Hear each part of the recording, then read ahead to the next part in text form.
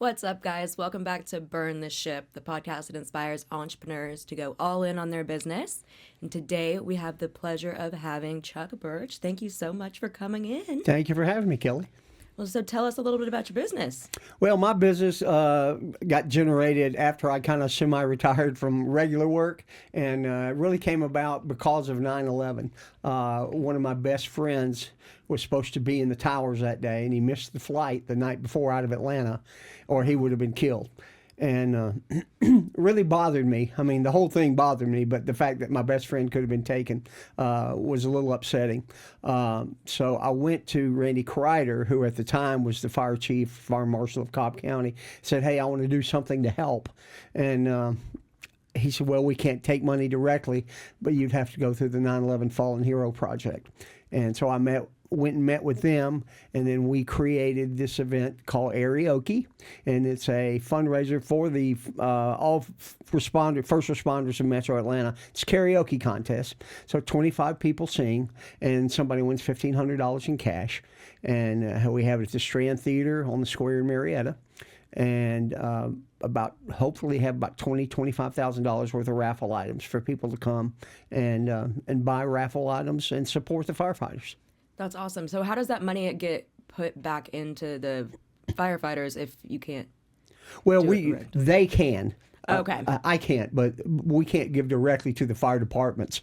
So they just disperse it, like they just helped a captain in Smyrna that was going through some cancer treatments, and the money that he would typically get had not kicked in yet, and they provide him with some funds. Now, Mike is the reason that this started. Mike was a detective in New York City when 9/11 happened. Oh, wow. And he wasn't there, but he went down there immediately, and he wound up working there 9 months, recovering bodies and identifying his friends and stuff. It had to be very, very tough for Mike.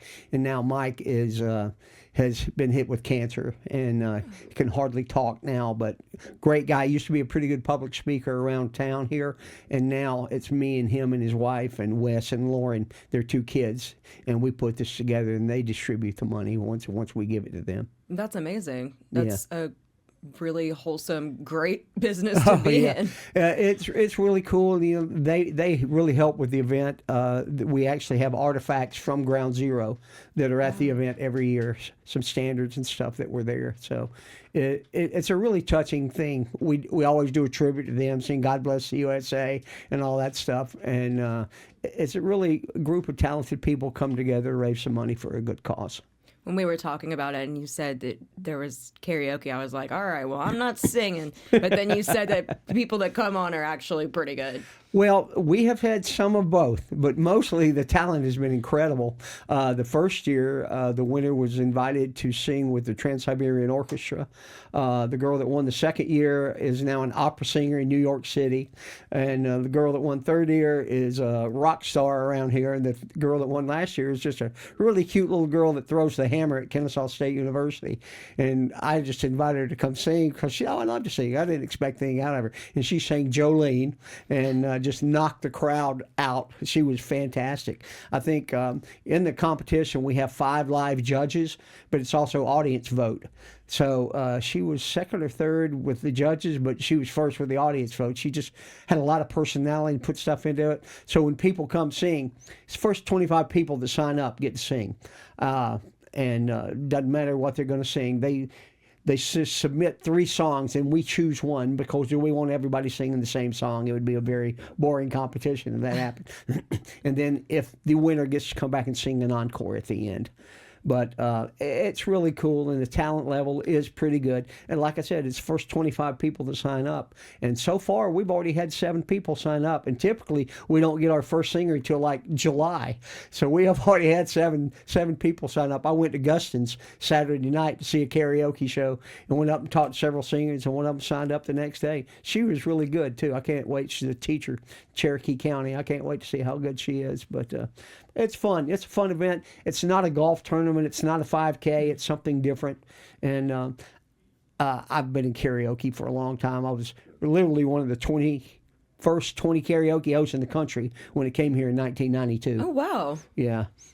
So when did you when you retired from work, what were you doing while Well, I didn't word that correctly? I've but- been in the entertainment marketing world probably since the early 90s. Diet Pepsi at one point did this promotion called You Got the Right One, Baby, with Ray Charles and the girls, these three beautiful girls that would sing, You Got the Right One, Baby, And I was their MC for 2.5 years. So I used to travel around, perform with them in front of 10, 15,000 people, and then got into DJing in Metro Atlanta and was the #2 most requested corporate disc jockey for 6 years in Atlanta.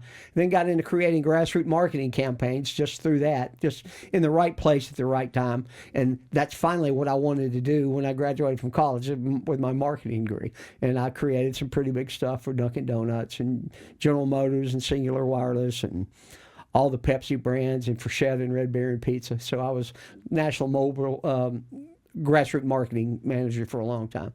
That's an incredible experience. I had fun. Yeah, I would hope so. So how have you, so our audience is upcoming entrepreneurs. So when we have you on, we want to talk about your success in your business, but also a little bit of how maybe you failed and learned and how our audience can learn from something that maybe you didn't master at first. Well, the biggest part, I think the biggest lesson I learned as I went through life is to not take business personally. I mean, typically I'm a very emotional person, very passionate about everything I do. And when somebody used to tell me no, it really hurt. But then I had to learn that no doesn't mean I don't like you. No doesn't mean that I don't think what you're doing is a positive thing. It means I want to do something else, especially in the nonprofit world, because so many people have different passions. Some people may have a passion for children. Some people may have a passion for the homeless. Mine happens to be for the firefighters for the reason that I mentioned earlier.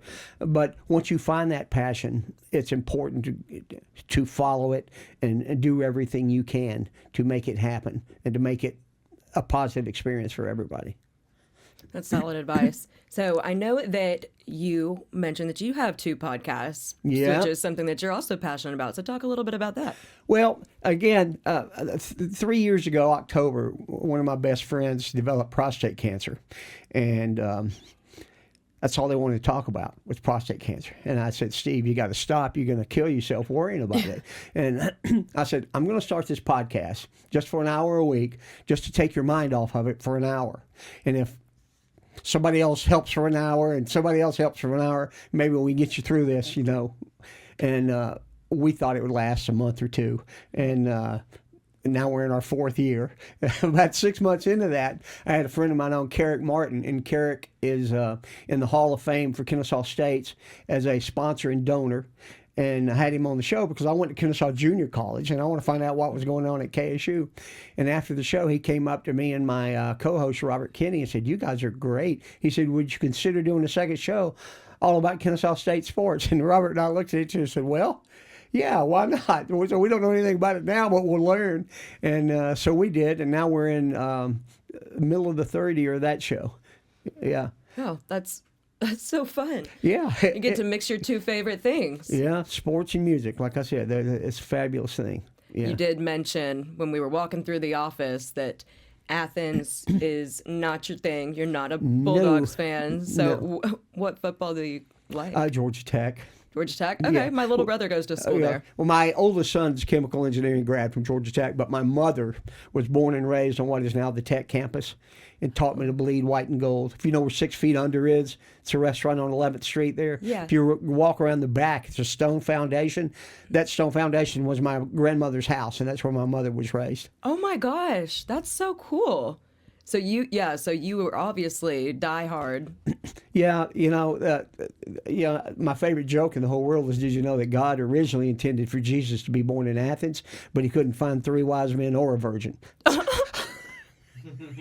That's awful. Go Jackets. That's all I can say. And of course, Kennesaw State too has now become my second favorite team and I went to Georgia Southern too, but Kennesaw over Georgia Southern. Yeah. Yeah. Well, that makes sense because you're on the podcast. Very with that. involved. Yeah, I love it. Please come out to the spring game, April 5th. We're going to broadcast live from the tailgate before the game, so that'll be fun. Yeah, that sounds like a blast. Yeah. So, when is your next event for karaoke? August 30th of this year at the Strand Theater, like I said, in Marietta. We do it once a year. We try to get as close to August 11th as we can. We started out doing it at the airport in Kennesaw, McCollum Airport, Cobb International, whatever you want to call it. But after 2 years, we outgrew it. They didn't have the parking. They didn't have the facilities. Everything was very tough to do. So we moved it to the square in the third year. This will be the third year up on the Marietta Square. Sounds better, parking's easier. We don't have to bring in food trucks. Everything's great at the square. And working with Andy Gaines at the Strand is a fabulous thing, and Chris DeLeo too. Yeah. Yeah, there's so much to do on the square, so people can come in and out as they please and don't have to worry about, like you said, food trucks and stuff like that. Yeah, it's a lot of fun, and we look forward to the fifth year. And of course, next year is the 25th anniversary of 9/11, which just blows me away. Yeah. So I don't know. We're going to do like something special. Yeah. Yeah, that's crazy. We don't know what yet, but we're going to do something special. Yeah. Well, great. I'm looking forward to it. I'll definitely be in attendance. But you're not going to sing, isn't what you said? No. I will come and support. like that. I'm not a singer. Yeah. No, I developed vocal nodules when I was in the beginning of college, and I actually used to be a very good singer. Oh, did you? Not really? anymore. Yeah, I also didn't sound like a man before this. I don't want to go there, but okay. My voice dropped and got very raspy after that. Yeah. So I won't be singing, but I will come, and I'll bring some friends with me too. Very good. I was never a great singer. I was an average singer. I had to sing to start karaoke shows many times, but I was a great entertainer, and that's how I got by. I mean, if you get people laugh at you, that's kind of half the battle, you know. Yeah. Yeah.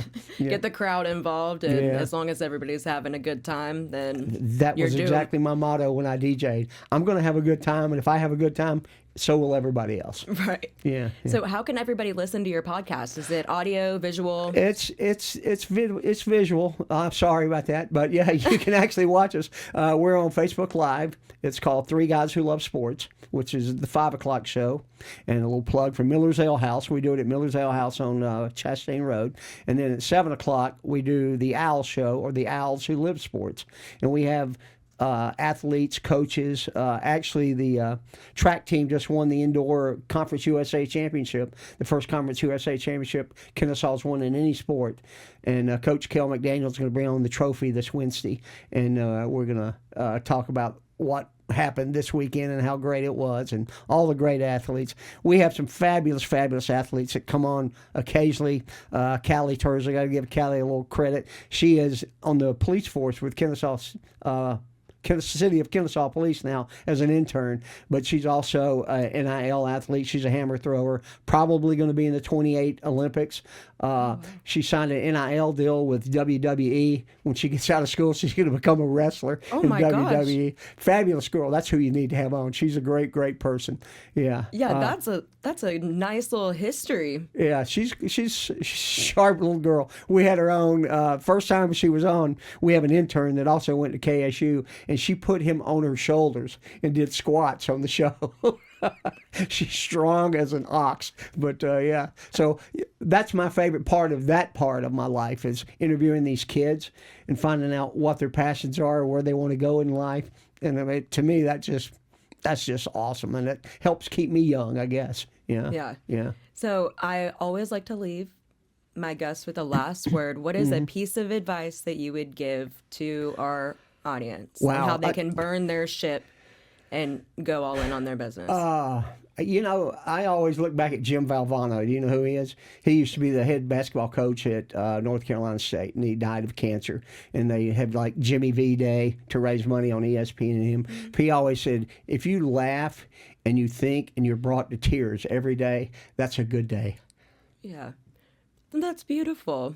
That's one of the most positive endings to a podcast that I've had so far. I try to have a full day every day. Yeah, as you should. Yeah. It makes the day Stay go by after faster. I tell you, the best advice I can give to people that are salespeople is the best salespeople are not the best talkers. The best salespeople are the best listeners. Because if you don't know what your client wants, you can't sell them anything. Yeah, we say that a lot. Yeah. It's just like, you're going to the doctor and he's just going to prescribe you medication without really knowing what the cause of the problem is. Like, push until it hurts, and then you can find it and, fix and help Exactly. Yeah. Well, thank you so much for coming in. Well, thank you, Kelly. Say the name of your podcast and the name of your company one more time for the audience. The name of the podcast is Three Guys Who Love Sports. You can find it on Facebook or YouTube. And, of course, we want to mention Karaoke at last. Karaoke is the fundraiser that we do for the 9/11 Fallen Hero Project. And we look forward to seeing you there August 30th at the Strand Theater. Great. Thank you so much, Chuck. I appreciate you. Thank you, Kelly. All right, bye.